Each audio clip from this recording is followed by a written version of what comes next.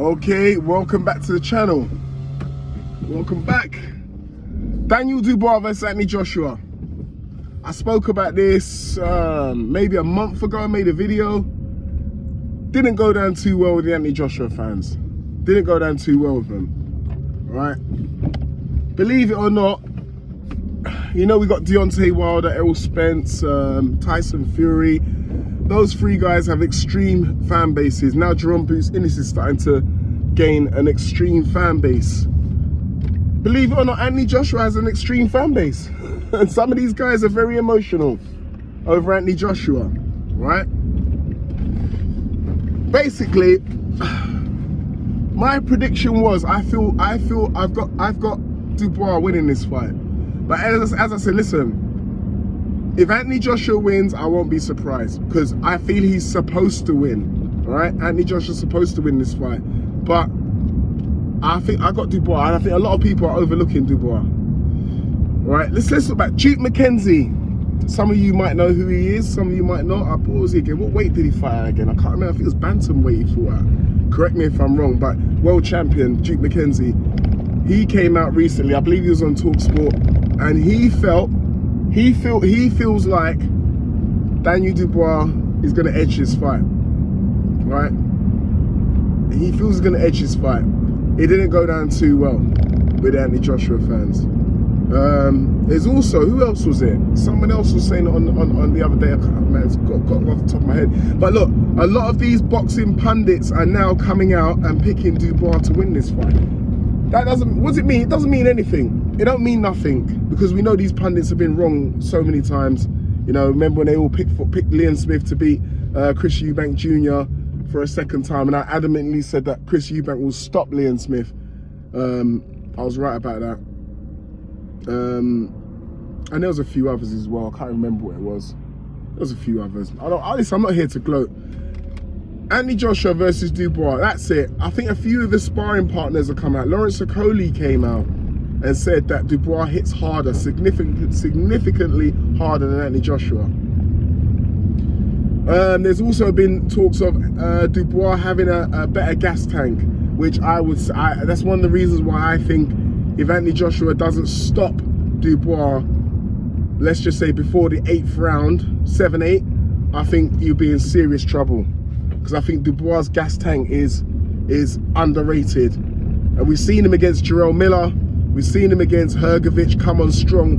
Both of those fights, he came on strong in the latter part of the fight to go on to win the fight. And we've seen Anthony Joshua gas out mid-rounds, let's just say round 6, 7. He looks a bit worse for wear. And I think Don Charles is detrimental to Daniel Dubois' development at the moment. I think Daniel Dubois has developed in leaps and bounds under Don Charles. I think Don Charles also, I think whether it's Don Charles or whether it's a team behind Don Charles, they got some good game plans, and I think they will have a game plan for Anthony Joshua to try and take him into the later rounds, drag him into deep waters and drown him. Right? We've seen Anthony Joshua fatigue in several fights towards the end of the fight. You know, he hurt in the Klitschko fight. Vladimir Klitschko famously said that he should have emptied his tank at, was it round 5 or round 6 when Anthony Joshua was in trouble in that fight. We know the fight between Klitschko and Anthony Joshua. Klitschko says if he could rewind the hands of time, he would have emptied the tank in that 5th round. I believe it was the 5th round, and he could have stopped. He reckons he would have stopped AJ. So did the brother, right? Vitali. Vitali felt like his brother Vladimir could have stopped AJ in that mid-rounds. But, you know, it's if but whoever, you know, it never happened. So, you know, but I'm sure Team Dubois are going to be looking at this, right? I'm not sitting here saying I want Dubois to win. I want to watch a good boxing match. That's what I want to watch. I want to watch a good 50-50 fight, very intriguing fight where we don't know who's going to win. It's going to put us on the edge of our seats, get us excited to watch a fight. That's the whole point of combat sports, competition, right? Competition. This is the reason why Canelo Alvarez and Tank Davis are under fire at the moment, because they want to bring us bum fights. They want to bring us fights where we kind of know the results. You know what I mean? But we want to see these guys in competition against fighters who could possibly beat them. And they're not giving us this fight. Anthony Joshua's giving us the fights, right? He's willing to step in there. If anyone says Anthony Joshua, you know, now look, you look at the whole narrative, look back at the resumes, you know, the whole situation with Deontay Wilder, Anthony Joshua and all that. And, you know, a lot of the Wilder fans say, oh, Anthony Joshua ducks Wilder. Now we can see Anthony Joshua doesn't duck anybody. He fought Usyk twice. He was willing to fight Tyson Fury. Tyson Fury messed around. You know, he's fought everybody out there, whoever was out there, you know. He's stopped Joyce in the amateurs. He stopped Zhang in the amateurs. He's not afraid of those guys. He'd fight those guys. I think if we look back at it now, Anthony Joshua, he ducks nobody. I'll be honest, he ducks nobody.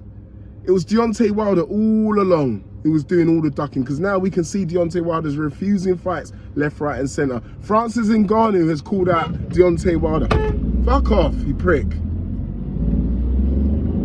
The fuck you bibbing, you dickhead? What? Fucking prick. Excuse me. I'm gonna grill this man. Nah, you pussy. Alright, sorry. I think you saw my muscles, man. Joking. Where was I now? Man, I'm lost now. Chain of thought gone. A little bit of road rage here, man. I need to go and release some energy in the gym. Anthony Joshua, look, Wilder is ducking every. Look, he's got one more fight left on his Saudi contract, and he's refusing fights left, right, and centre. Deontay Wilder. He's always refusing fights. He refused to fight Joseph Parker in a rematch. He refused to fight Zhilei Zhang the first time, right? He refused to fight Derek Chisora. He's refused to fight Dylan White. God damn, I need to make a video on how many fights Deontay Wilder has refused, right? You only need to see the amount of fights he's refused and look at Anthony Joshua's resume to realise who's the real ducker.